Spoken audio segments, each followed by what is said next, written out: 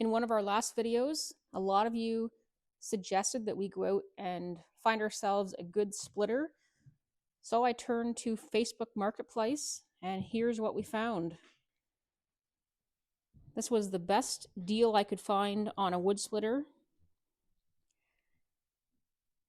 This is a Surge Master. Could they not have thought of a better name than that?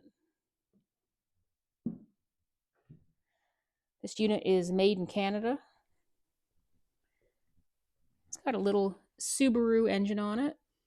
It needs a little bit of work. The on-off switch is broken. Muffler's loose.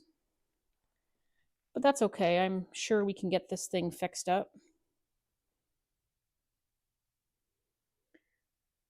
And while we were there, we spotted this 038. So I picked that up for $100. We'll see what $100 gets us off Marketplace. And I picked this splitter up for $1,100. Did I get a good deal? Bad deal? We're going to find out.